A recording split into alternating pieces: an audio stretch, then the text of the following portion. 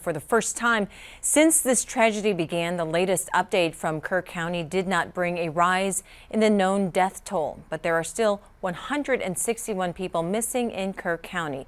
At least 120 people are confirmed dead in the state of Texas. To break down those numbers for you again, 96 people confirmed dead in Kerr County. That includes 60 adults and 36 children.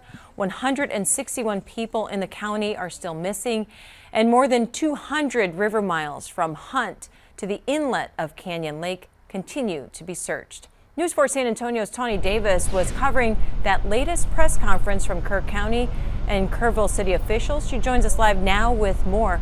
Tawny, officials kept things pretty short today. Just a statement from the Kerrville Police Department. Yes, Marissa, that's definitely what happened today. As these past couple of days, it's gotten pretty heated between the media and Kerr County officials, but that definitely wasn't the case. A very different tone as the Kerrville police got straight to the point with the death toll numbers, especially with the Kerr County sheriff not in attendance today. Now, they are asking for people to continue to notify them if they are still looking for a loved one so they can keep track of that. And they were asked a couple of questions, one about the police radios and whether or not they were able to communicate, but Kerrville police say they were not able to answer that at this time. But they were thankful to all of the volunteers and other agencies who have come down to help search for all of those missing people. Again, it was very short, less than 15 minutes. Only about 4 to 5 questions were asked before they ended it, and the Kerrville mayor was also not in attendance today. Reporting live, I'm Tawny Davis. Back to you. Thank you, Tawny, for that. We continue our team coverage with News 4 San Antonio's Taylor Whartonby. She's live from the Hill Country with more on the relief efforts. Good afternoon, Taylor. Good afternoon. I'm here at the Disaster Recovery Center in Kerrville, and I'm joined with Gabriel Perales. For people that don't know, what is your title here? Sure, I'm the Public Information Officer for the Small Business Administration's Office of Disaster Recovery and Resilience. We got a lot going on here, a lot of organizations here. Tell me what your goal is for today. Absolutely. So the biggest objective and goal that we have for anybody that was impacted by the flooding is to be able to offer resources that they can get their hands on as quickly as possible. And the first part of that process is to get themselves into the Disaster Recovery Center and fill out an application with our staff here. Not only is SBA here, we have FEMA and other agencies that are also housed out of here. So in short, it's going to be a one-stop shop for those that were impacted and want to receive assistance in filling out their applications.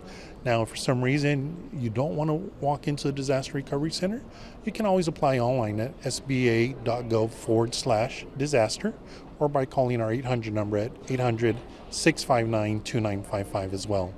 Amazing. I like how you said it's a one-stop shop because they're going through so much and everything here all at once is so helpful. Tell me how your organization could help those that have been impacted by the recent floods. Sure. So for homeowners, what we are doing is any homeowner that may have been impacted and either has to repair or replace their home, we are offering up to $500,000 at a very low interest rate of only 2.81% over the course of a 30-year term, with no payments and no interest for the first year, in hopes of them being able to get themselves back on their feet without the worry of having to repay the loan, because this is a federally backed loan. It is a disaster loan. It's not for general public. It's only for survivors that were impacted by the flooding. Now, there's a business that was impacted. Businesses and nonprofits can also apply, and they would qualify for up to $2 million at an interest rate as low as 4% and up to a 30-year term as well. Same, no interest and no payments for the first year. So at a time of disaster, when SBA is here, we not only help businesses, but we help homeowners, renters, nonprofits, and businesses.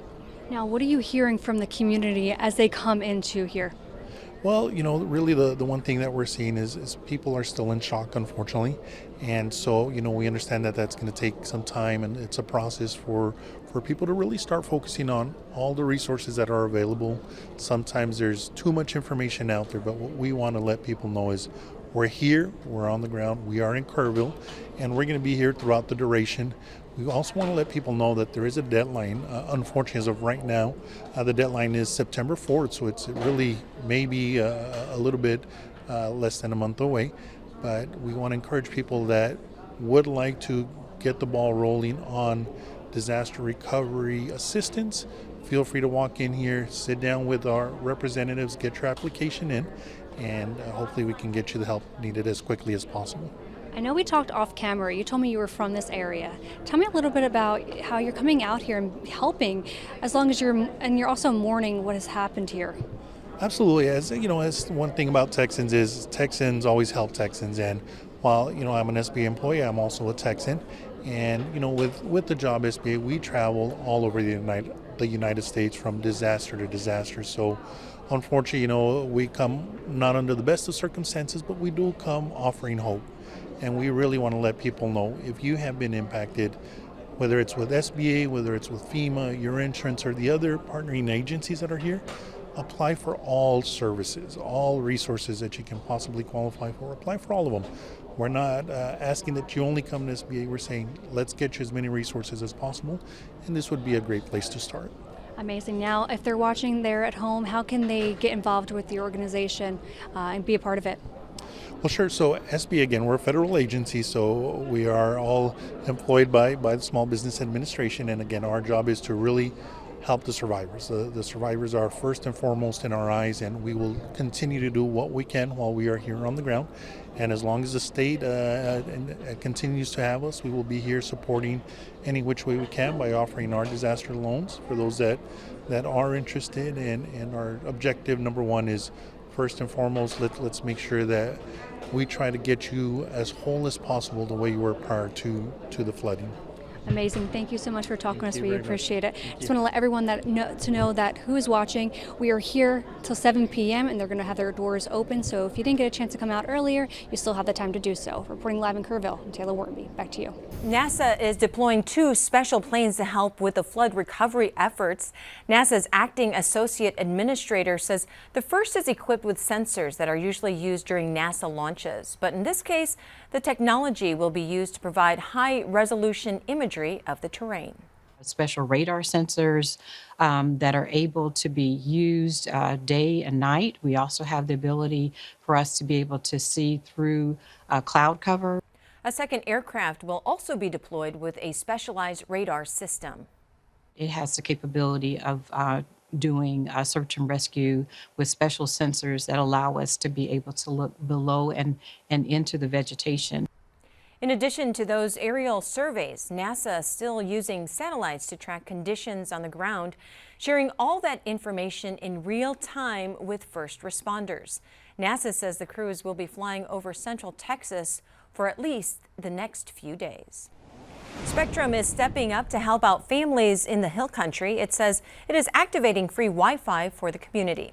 It says it has opened more than 180 Wi-Fi access points within a 30-mile radius of Kerrville. This will cover key areas in and around Boerne and the northwest part of the San Antonio suburbs.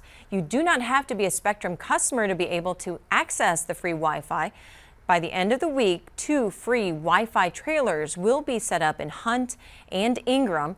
Right now, Whataburger is donating sales from a new commemorative cup collection to help flood relief efforts. The limited edition cups will cost $2 and can be found across 17 states. The company says for the rest of the month, every dollar raised will go towards disaster response, mental health care, and rebuilding efforts. Whataburger is also donating $100,000 to local organizations. Kerr County officials want to know if people have heard from friends or family that had initially been reported missing or unaccounted for. If you have, they say you can contact the Emergency Operations Center by calling 830-258-1111 or emailing them at kerrvillemissing@dps.texas.gov. Governor Greg Abbott says the Texas Workforce Commission is now accepting applications for disaster unemployment benefits due to the deadly flooding. You can apply for benefits online through Unemployment Benefit Services or by calling TWC at the number on your screen between 8 a.m. and 6 p.m. Monday through Friday. Applications for benefits have to be submitted by September 4th. And if you lost your Texas driver's license or state ID in the floods, the Kerr County Sheriff's Office wants to help you. They're posting on social media that there is no appointment necessary for flood victims. Just let staff at these locations know you were impacted by the floods. If your home or business was damaged in the recent flooding across the state, report it online by visiting damage.tdem.texas.gov. This helps officials assess damage, support recovery efforts, and determine the state's eligibility for various forms of federal disaster. There are a few customers in the Kelly Creek and La Junta area still without power, and Kerrville Public Utility wants to assure you that crews are on site and actively working in these neighborhoods. Now, if you're still without power, contact their customer service team directly at 830-257-3050. You can also send them a direct message on their Facebook page at Kerrville Public Utility Board. And we know you want to help too. All donations made to our Sinclair Cares Texans Tragedy Relief Campaign go straight to the Kerrville Salvation Army. They are the official partner with Kerr County for relief efforts. All you have to do is scan the QR code. As warning system measures continue to be a key topic in the Hill Country flooding disaster, President Trump's pick to lead the National Oceanic and Atmospheric Administration testified before Congress. Dr. Neil Jacobs says he wants to improve NOAA's forecasting and weather radio. He told members of Congress an alert from the weather radio saved his life when he was camping in 1966. I drove around the campsite and held my horn down and told as many people as I could to leave, and everyone left. We went further down the coast to a hospital and went into the emergency room because it was the closest brick building. When we went back to the campsite, it was nothing but bare dirt. Dr. Jacobs expressed his condolences for the families of the Texas flooding victims. Quaint and charming small towns once lined the Guadalupe River in Kerr County. In an instant, raging floodwaters destroyed countless homes and businesses, leaving devastation behind for miles. But amid all that destruction are signs of love. Gage Golding is in the Hunt area, introducing us to a cowboy who expresses his compassion through a can of paint. Well, professionally, I'm retired from a insurance brokerage and military, etc. My life is, my family's life, my wife and I's life is disaster relief. Those are not good. We go into a community and instead of being first responders, we're first impactors. Going down the road that connects these now devastated hill country towns, you'll spot little glimpses of hope nestled amongst the ruins of so many lives. Paintings of big red hearts and words like Jesus wept or hearts hurt. What does heart hurt mean? Everybody can relate to a hurting heart. It's okay for them for a window of time to weep, to mourn, to say, my heart is broken. It's broken. I don't need more barbecue. I don't need more hand sanitizer. I need my heart fixed. Dave Graham goes by Cowboy Dave. He's the man behind these inspirational messages. Amidst the pure destruction, he drops signs of hope. And they drive by their community and they see hell, and then they're like, that's nice. And I'm gone, so it's anonymous. Isn't that great? He truly is a first impactor. Cowboy Dave has helped heal well over 40 communities around the country struck by natural disasters. This is the worst thing I've ever seen. Which is why he's painting a special piece for the hill country. Broken heart. Well, no, this will be a strong heart. On a big boulder that the raging Guadalupe River seemingly dropped here last Friday, Cowboy Dave is leaving behind his most recognized creation, a big red heart. So my whole purpose of what I do is to give someone 15 seconds to drive by and be like, what the heck? Or, that's nice. What they deserve is a chance to smile again. The Comal and Guadalupe rivers are typically a hotspot for summer recreation, but have been closed due to the deadly flooding. The city of New Braunfels says both rivers are now back open for public use. On Facebook, the city says most surface debris has been cleaned up by the city staff, but anyone who enters the water should be very cautious about hidden debris under the water. Olympic Pool and Zero Depth Pool will operate as normal, while Springfield Pool and Landa Park will remain closed. More rain is expected in the coming days, so the river may suddenly be closed again. Welcome back. You're watching News 4 San Antonio at noon. For the first time since this tragedy began, the latest update from Kerr County did not bring a rise in the known death toll, but there are still over 160 people missing. At least 120 people are confirmed dead in the state of Texas. We're also hearing about stories survival. A family of 9, which includes A 1-year-old and a 3-year-old escaped rising floodwaters by breaking through their home's attic. 83-year-old Penny Dupree was hosting her family in Kerrville over the 4th of July weekend when she woke up in the middle of the night to see water pouring into her home. She managed to get her entire family to escape floodwaters through the home's attic. Some of the things they recovered from the flooded out home was a wedding ring and some family photos. A group of international camp workers are also sharing their story. They say they're grateful to be alive after being caught in rising river water. The staffers from Mexico were working in the hill country when their co-worker's cabin was swept away by the Guadalupe River. This video shows the cabin floating downstream before getting stuck on a tree, forcing their colleagues to wait for the water to recede before they could safely escape.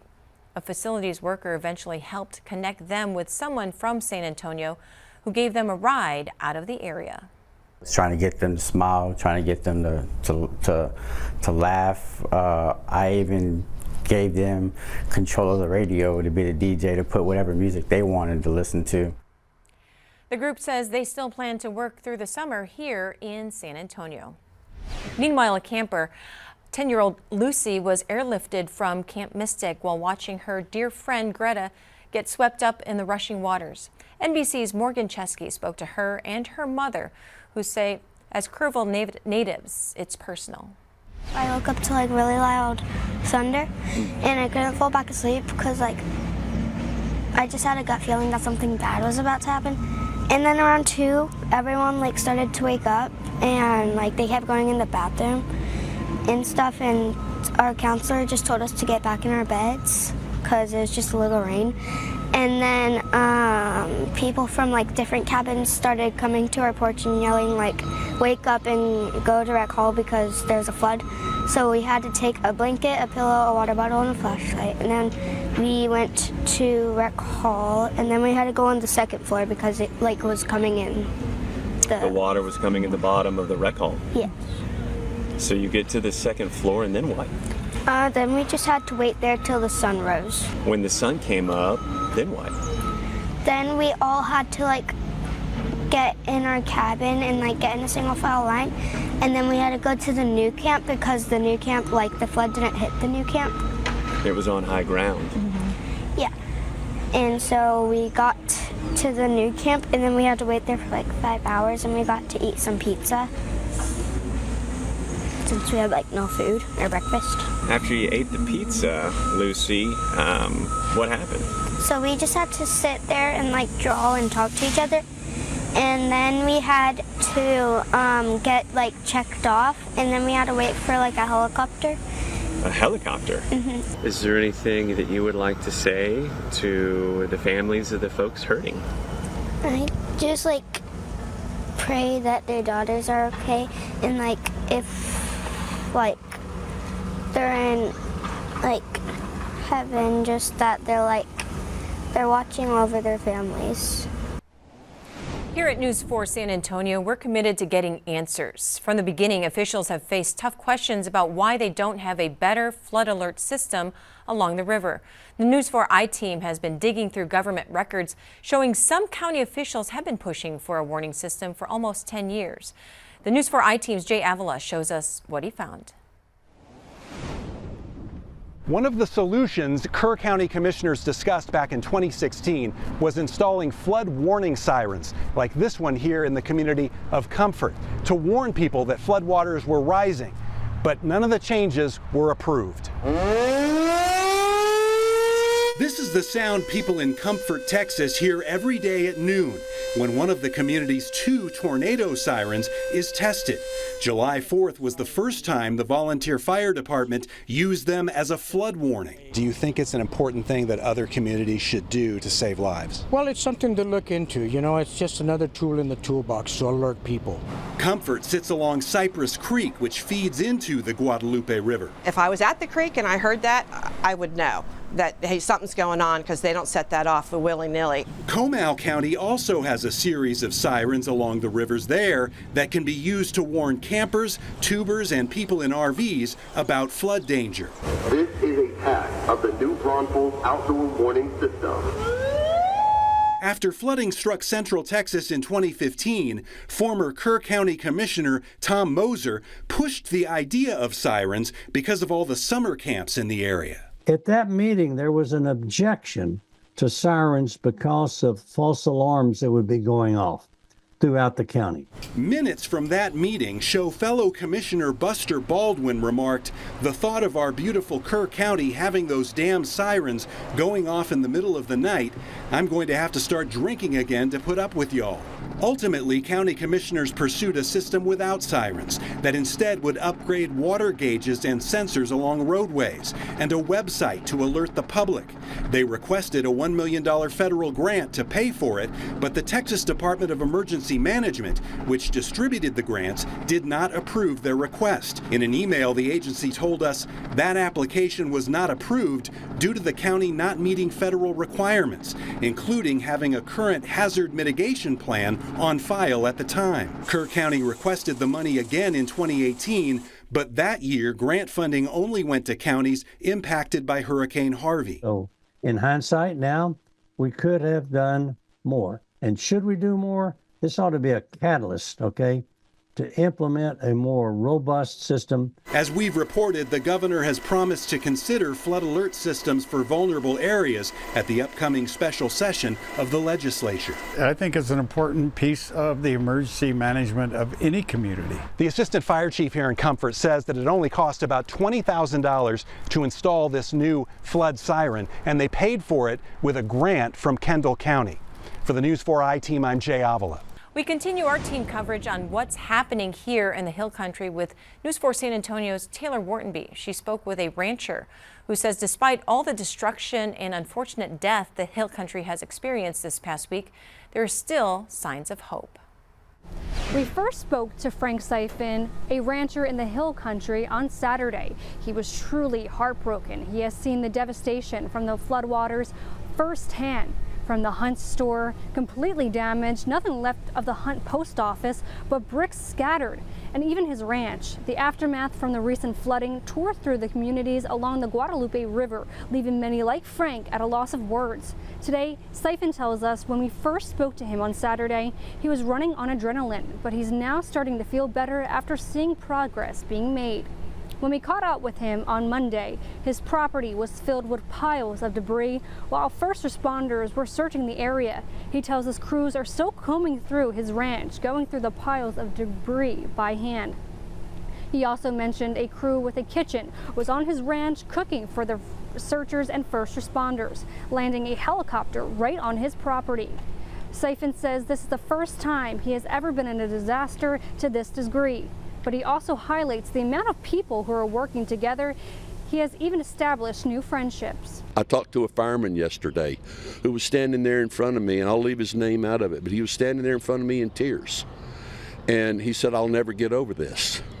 And I said, "Well, you know," he said, "You know what, Frank, when this is all done, we're going to get together and have a meal." And so we've established new friendships. We've established new friendships and new contacts, and the people that I have met are nothing short of spectacular. I'm nothing. Those people are the heroes. They're the ones that are out there, boots on the ground. Siphon says what he's really seeing out there in the community is strangers helping strangers. I'm Taylor Whartonby reporting.